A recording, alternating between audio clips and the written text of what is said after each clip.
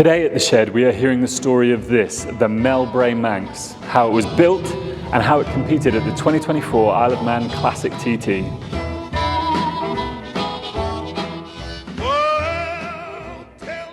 Simon, thank you so much for bringing this bike down today, mate. I can't wait to hear the story about the bike, but before we go through the incredible year it's had, tell me about the bike. What year is the bike? That's a big question. I mean, obviously, to an untrained eye, it looks like a Manx Norton from 60s. The 1950s, 60s. Yeah. Right. But in fact, it isn't. The frame is from 2023. The engine's 2007. The forks are brand new. The wheels are brand new. Lots and lots of parts are brand new. So it's dripping in ultra light materials. For instance, it's got magnesium yokes, magnesium gearbox, titanium nuts and bolts absolutely everywhere. Wow. So it's much, much lighter than an original Manx. And you built it in 2024? It was built at the beginning of 2024, so like January, February. The engine had been used before over in the Isle of Man by a couple of riders, and it was completely rebuilt. And then we had a brand new frame, and then we built a bike up specifically for the actual race in September. Fantastic. And so, in terms of competing at the Isle of Man, had that always been, when did that plan start? When did you decide to do this? I didn't really kind of have a plan, really.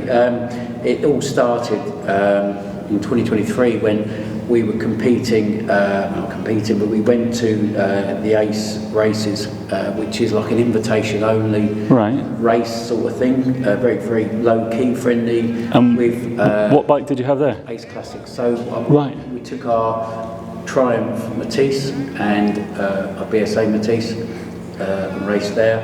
And when we were there, I kind of, out the corner of my eye, I saw a little guy kind of walk up to get a cup of tea, and I thought, that looks like Glenn English. I don't know if everybody's heard of who he is, but he was the world champion for classic bikes back in 2000, I think it was. Right. He won the Manx Grand Prix in 2000, 1999. But he also is very, very good on the classic bike, so he's won Goodwood Revival many, many times, and a fantastic rider. Fantastic. Right. So obviously I saw him there, and I was a bit starstruck? Starstruck, yeah. So, because I had a chat with him. Yeah. We got onto the subject of the Isle of Man TT, and I said, I've got a Manx Norton, and I would love to get that over the Isle of Man. He said, well, I will ride it for you, and I just thought it was a bit of a joke. And then he kind of had a chat with me again. A couple of days later, he phoned me up and said, were you serious? And I said, yeah, I'm serious. So we looked into it, and the bike I had was an original 1960s bike, and obviously once we did a bit more investigation, we realised that wouldn't be competitive enough. Right. And so hence So you started from scratch? Yeah, so I went to an auto jumble, and I was talking to a guy, and he had some Manx Norton parts on his store, and I said, "Well, you've got any other Manx Nortons there, have you? Or, kind of any other parts?" He said, "I've got a couple of Manx Nortons in the back of my van." And I thought, "Oh." An auto jumble? Yeah, an auto jumble. He showed me, and he had 2 brand new frame kits and all that sort of stuff, and then we got talking, and long story short, I said, we want to race at the Isle of Man, and he said, I've got a kind of bike that will need to be built up, but it'd be perfect for the Isle of Man. So that's hence what you see here. Right. So at the beginning of 2024, this was a collection of parts scattered across everywhere. And so do you campaign classic race bikes and? So what's your story into bikes? How did this? The story into bikes. Okay, so my dad worked for a BSA dealer back in the 1960s. Yeah. In the 1970s, when I arrived in 1967. So all through my childhood my dad didn't learn to drive till he was into his 40s. So for the first 10 years of my life, he had a company motorbike rather than a car. So but every time we went on holiday, it was on the bus and the train. He had like a different bike every week, because obviously he would just have like a demo. So I saw the most beautiful Hondas, and then kind of every day after school we used to go down to his shop, and then on Saturdays I had a Saturday job sweeping up and building bikes and all that sort of stuff. So you know, that's how I got into it. And then when I was old enough, I think like a week after my 16th birthday, I did my first race, and that was at Cabell Park on a 50cc Suzuki. Right. And I was scared as hell, and I thought, why do people want to do this? I don't want to do this. Why am I here? Right. But then it grows on you, and then you slightly get a little bit better, and you know. You said you did some road racing and stuff? Yeah, I did road racing up until about 21. So I did 50cc's and 125s, and then a little bit later on, after you had children and all that sort of stuff, so probably early 30s, I started doing motocross. But my big thing was I used to love enduros, so I was very fortunate. I did the 2K, right, in France, which was an amazing race. But I also did Western Supermare beach race as well, which I enjoyed. And we did a lot of like enduros in Wales. So then I did that for a little bit, for about 3 or 4 years, maybe 5 years. And then I kind of stopped again, and then I got back into it probably about 5 years ago, when we thought we'd have a go at doing the Mallee Mile. And right. That's how this bike came to be here today, because Johnny from Mallee, what year was it this was on display at Mallee? Last year, yeah, it was at the actual Mallee Mile. The Art of the Machine. Yes, in that beautiful circle, yeah, because he sent me a picture of it and said, you should do a video on this, so here we are. Yeah. And you met Glenn English, you decided to build the bike, and it campaigned same year at the Isle of Man Classic. We did one test day on it, which was at Pembrey in Wales. Right. That was about 3 or 4 weeks before the Isle of Man. Glenn rode it. He just got on the bike, rode it, and he did 3 or 4 laps. Come in and said, "Can you just adjust the handlebars?" I think so. We adjusted them a little bit, and I think he had a bit of padding on the fuel tank, which we did. And then he went out, and then I was just amazed that he just kind of overtook almost half the field just around the outside. And I thought, wow. And then literally we got it over to the Isle of Man, and then once we got over to the Isle of Man, he did a couple of laps in practice, and we had the 350 as well, which he rode. And so this was your first time at the Isle of Man? First time, yeah. Yeah. I mean, and Glenn has done it a couple of times? Glenn did it in the 90s. He did the actual Isle of Man TT on a 125 Honda, amongst other things, I think. But and then in 2000, he won the Manx Grand Prix on Manx Norton, and I think Fred Hornsey won. Right. So yeah, we hadn't been there. Me and my son Max had been to watch the TT, you know, for years and years and years, 10 years, 15 years or whatever, I don't know. But we've never been to the Manx Grand Prix, so we were total novices. And did you take one bike or 2 bikes? Yeah, so we took a 350 Honda, right, which we bought, but it was in a bit of not great repair. So 350 twin. 350 twin, yeah, from 1971. Right. So we got that and bought it back, and an old friend of mine that I've known for 50 years, that used to work at my dad's shop when he worked there, he was a workshop foreman, Sam, he rebuilt it for us. And we took that over to the Isle of Man, and we took this. So Glenn did a few laps of practice in this, but then realised that you know, he wanted to specialise on the 350, he felt much more comfortable on that than this. So what we did then, we spoke to a guy that I know, David Linsdale, who owns a motorcycle shop near Oxford, with motorcycles. He said to me, there's a few riders that haven't got a ride, but they've got an entry. So he gave me a list of 5 people. All of them were fantastic names, big names. But one on the top of the list was Don Herbertson, who I knew because Chasing the Racing. Chasing the Racing. Right. Yeah. He's a fantastic rider, unbelievable rider, and he come 3rd in the TT in the in the Supertwin last year, 3rd and 4th. Right. So he's a great rider. So when I saw his name, I said I want him. And he rode this. So wow. He'd never ridden a single. He'd never ridden a Manx Norton. He'd never been round the Isle of Man on single, and he went round in the first lap, I think it was just a little bit under 105 miles an hour. Wow. When the fast guys were doing 110, something like that. So he wasn't far off, but he went through the speed track with this at 138 miles an hour. 138 miles an hour. So he's an incredible rider, amazing. Let's dig into the bike a little more. If we start at the front and go front to back, I mean, first of all, brakes? The brake, okay, so the front wheel on this is from a Yamaha TZ 250. Right. Even though it looks like a floating disc, it isn't, because they won't allow you to have that at the Isle of Man. So it's locked, so it looks like a floating disc, but it doesn't float. So that's quite important, it's got alley rims, because these bikes are so fast now. After, if you've got like the drum brake, which some people use, like Mike Brown uses it on the other Norton ES2, he complains of brake fade once they get really I mean, when you're doing 138 miles an hour, be able to stop. Definitely. So that's why it's got that. The front forks, as I said, have got magnesium yokes, but they've also got really up to date K-Tech suspension. So it's exactly the same as you get on a British superbike or an Isle of Man TT bike. So you've got rebound just by clicking. Right. And damping. So when you're not I wouldn't do it, but obviously when you're riding, you can change it. You can adjust the suspension if you need. Jeez, they're incredible. Yeah. So the front forks are off the Norton Commando, because the Norton Commando runs a disc brake, but obviously they're adjusted a little bit. And how long do you have at the Isle of Man? How long do you have to test before the race?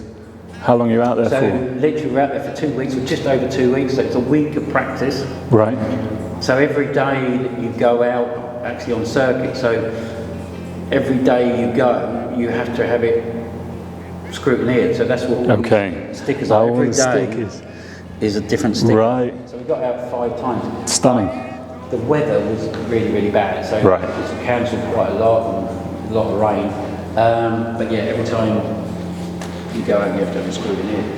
So it's a week for practice, and then 3 or 4 days for racing. Fantastic. I love the Skitsu clock. Yeah, it's all electronic. Electronic? So literally when you're riding the bike, you pull that out, and then it works, and then when you get back in, you put it back in, because otherwise it loses its charge. Right. So it's all electronic. And you said that the frame was... So it's a modern frame? The frame is built by a guy called Andy Molnar, which is absolutely amazing. I mean, I buy a lot of parts from him I've got a couple of these now, but he builds everything like amazingly well. Right. So it's all handmade. So all his parts will fit on a bike like this, but they will also fit on an original. Right. Okay.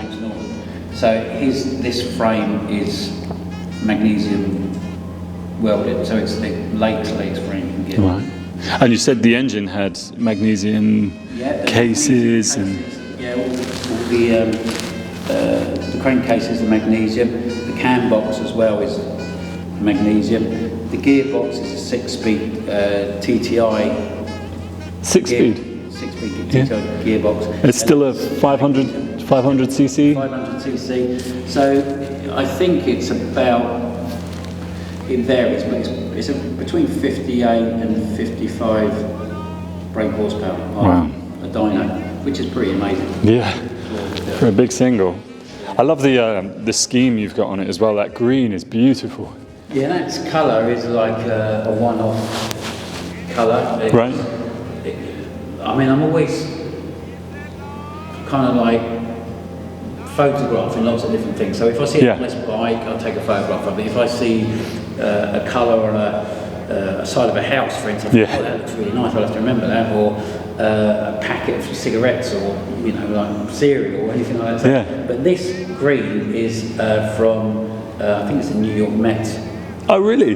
Yeah. Nice. And then what we just did, I've got a fantastic painter called Phil up in Manchester, which is PGR race paint, and he mixed the colour for us with a metallic, so it really pops. Yeah, in the light, it's just stunning, isn't it?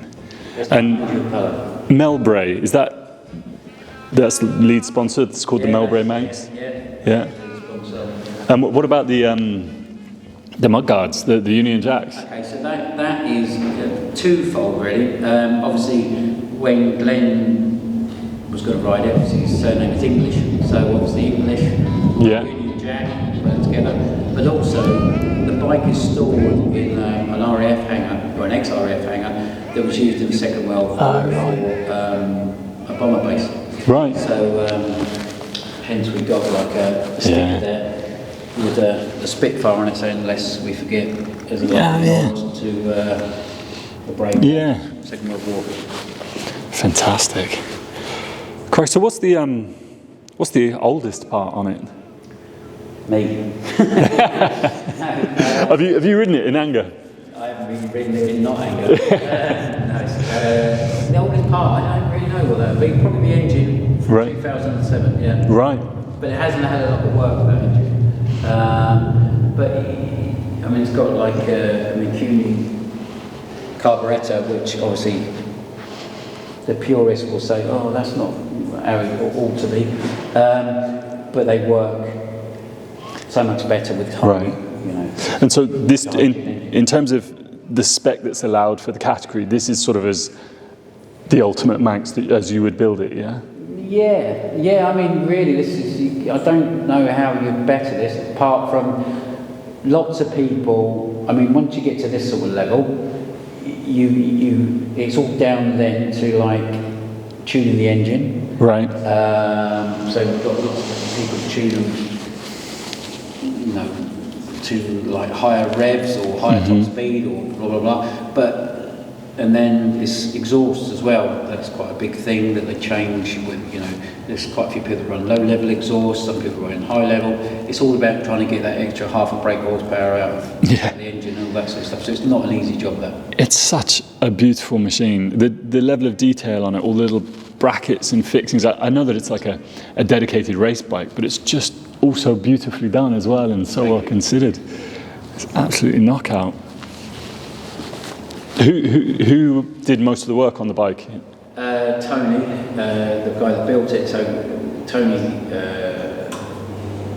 was 83 years old, but he's become one of the part of the family now. Right. When we had our staff Christmas party in December, you know, he came out with us and, you know, had a few beers and went out for dinner and all that sort of stuff. But it's just an amazing guy. You know, he builds everything and he's such a perfectionist. Right. And so he's the one that built the whole bike. He's done a great job. And what's next for it? Have you got any plans for going back? Yes. We're thinking about whether to run this again for this year's Manx, but we're not decided yet because obviously we've got some quite exciting news that on the back of this, obviously we come 7th on this. And our 350 Glen rode to 2nd place, which was incredible. Fantastic. You know, so Dom came in 7th on this? Dom came 7th, in the senior on this. In his first classic TT? Well, he's first on the Manx Norton, first on the single and all that sort of stuff, so he comes 7th, which is incredible. Glen hadn't been to the Isle of Man for 25 years and he comes 2nd. Wow. So quite emotional sort of experience that was. I bet. In our first year. So on the back of that, we're doing the Isle of Man TT proper. This year we've got like a pattern. Oh, fantastic. That we're going to be riding in the Supertwins. Great. Who's riding that? It's one of the... we're negotiating that. Negotiating. Great. So we can't Yeah. that, but Oh, fantastic. So, pattern next year. This year, of course, yeah. What's the shed sticker here? The Sheds are our friends over in the Isle of Man. They run a little cafe on the promenade at Laxey. And if you're going over the Isle of Man, go there. It's amazing. The most amazing ice creams and the Shed by the Sea, and all that sort of stuff. Ah, fantastic. Yeah, and so they're big supporters of us. I mean, they keep us well fed with sandwiches and cakes when we're there. So excellent. Big shout out to them. Great. It's just such a stunning bike, and what a story. Anything else we need to show everybody before we wrap up? The only thing I would just say is obviously there's a lot of differences, you know, like on the original Manx you would have a chain, which is a cam chain. So the belt drive is on here, but obviously on the original ones it would have had a chain, so that's why it's all encased like that. Right. But yeah, and it's got obviously electronic ignition. The gear shift is over the other side, so it's a race shift, so you've got the gearbox there, gears that side and brake that side. Yeah. Not much else to say about it really. It sounds incredible. It's just. I bet. Well, you've got that. A lot of the B-roll that we've dropped through the videos from the footage you shot at the Isle of Man, and we'll run that now. We'll play it in full because it's an amazing piece of footage, and the sound of it on the passes on that is quite incredible. Yeah, no, it's an amazing bike. Yeah. The only thing Dom complained, we didn't complain about it, but when he come back from the race, his boot had been here and then melded his lucky pair of star boots. Yeah, I did it. So we had to spend hours and hours getting all the plastic off that. I'm sure that they'll sort him a new pair.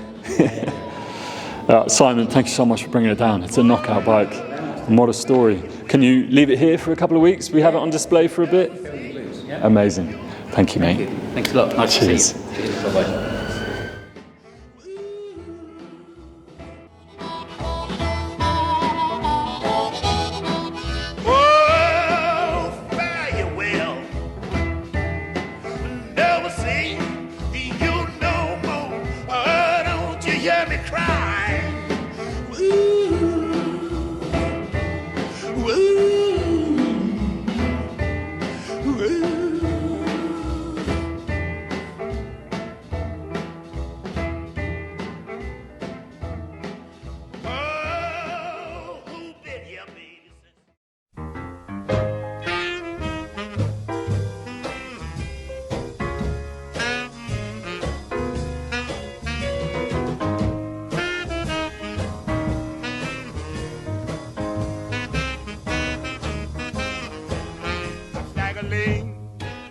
And Billy Lion, they was gambling in the dark.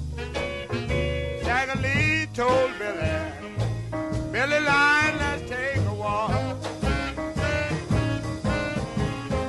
Stagger Lee won Billy Lion money, and he took Billy Lion's studs and hat. Billy Lion said, Stagger Lee, Lord, what'd you do me like that? Now Billy Lion begged Stagger Lee, said, please give me back my hat. 'Cause you know you won my money, please don't take my hat. Now Billy Lion said to Stagger Lee, said, please don't take my life. I got 2 little children and a poor little homeless wife.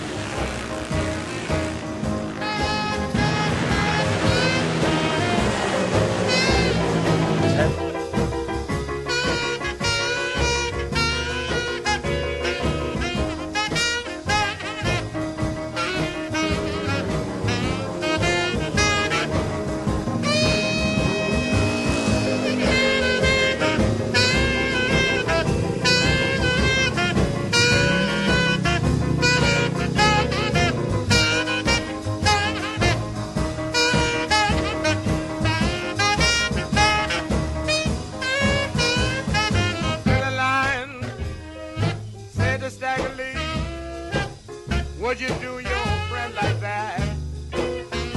Say you won all my money and you took my studs and hat. Stagger Lee shot Billy Lion and he fell down on his knees. He said, Lord have mercy, have you please.